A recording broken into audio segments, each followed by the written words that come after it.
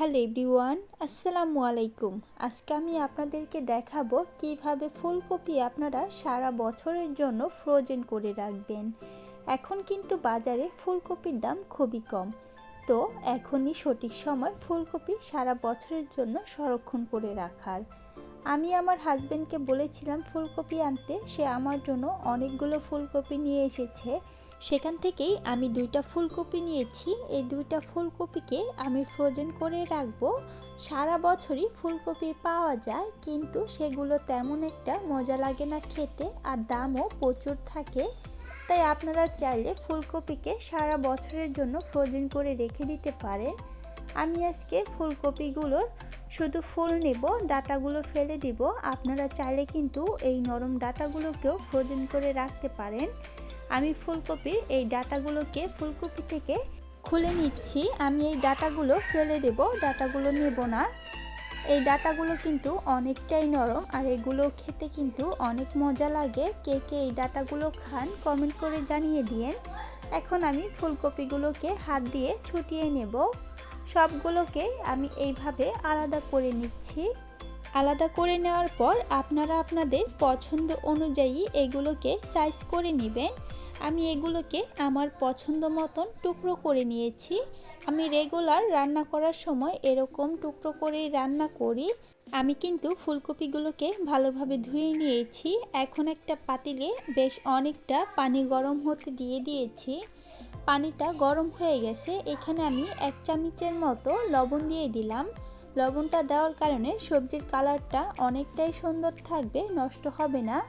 আমি লবণটাকে পানির মাঝে ভালোভাবে নেড়ে মিশিয়ে নিলাম। এখন আমি এখানে ফুলকপিগুলোকে দিয়ে দিব। আমার চুলার আঁচটা কিন্তু একদম হাই হিটে দেওয়া আছে। সবগুলো ফুলকপি আমি এখানে দিয়ে দিচ্ছি। ফুলকপিটাকে আমি কিন্তু সেদ্ধ করব না, এগুলোকে ভাপিয়ে নেব।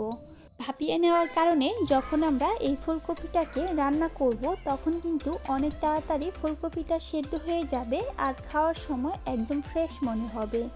ফুলকপিটা আমি পানির মাঝে দিয়ে দেওয়ার পর 3 মিনিটের মতো ফুটিয়ে নেব। আমি 3 মিনিটের কমও না বেশিও না, পুরোপুরি 3 মিনিটের মতো এই ফুলকপিগুলোকে ফুটিয়ে নিয়েছি। এই সময় আমি ভালোভাবে নেড়ে চেড়ে উল্টিয়ে পাল্টিয়ে ভাপিয়ে নিয়েছি। আর একদম খেয়াল রাখতে হবে এগুলো যাতে সেদ্ধ না হয়ে যায়। যেহেতু ফুলকপি অনেক তাড়াতাড়ি সেদ্ধ হয়ে যায়, আমরা যদি এখনই সেদ্ধ করে ফেলি, যখন আমরা রান্না করব তখন কিন্তু এটার মাঝে মশলাটা ভালোভাবে ঢুকবে না, আর ঠিক মতো কষানো যাবে না। তাই ফুলকপিটাকে ভালোভাবে ভাপ দিয়ে নিতে হবে, সেদ্ধ করতে হবে না। আমার কিন্তু ফুলকপিটা ভাপ দেওয়া হয়ে গেছে, আমি চুলাটা অফ করে দিয়েছি। এখন আমি গরম পানি থেকে এই ফুলকপিগুলোকে পানিটা ছেঁকে তুলে নিব। তুলে নেওয়ার পর আমি এইগুলোকে ঠান্ডা পানির মাঝে 5 মিনিটের মতো ভিজিয়ে রেখে দেব, যাতে করে ফুলকপিগুলো নর্মাল তাপমাত্রায় চলে আসে। ঠান্ডা পানির মাঝে ভিজিয়ে রাখলে হবে কি, এই গরম ভাবটা চলে যাবে, ফুলকপিগুলো ঠান্ডা হয়ে আসবে। এতে করে ফুলকপিগুলো বেশি সিদ্ধ হয়ে যাওয়ার সম্ভাবনাটা কমে যাবে।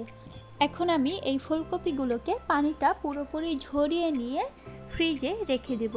পানিটা ঝরিয়ে নিলে হবে কি, এটা একটার সাথে আরেকটা লেগে যাবে না। ফুলকপির গায়ে পানি থাকলে একটার সাথে আরেকটা জোড়া লেগে যাবে। আজকের ভিডিওটা ছিল এই পর্যন্তই। ভিডিওটা আপনাদের কাছে কেমন লেগেছে? ভিডিওটি ভালো লেগে থাকলে একটি লাইক দিয়ে দেবেন। কিছু বলার থাকলে কমেন্ট করবেন। আল্লাহ হাফেজ।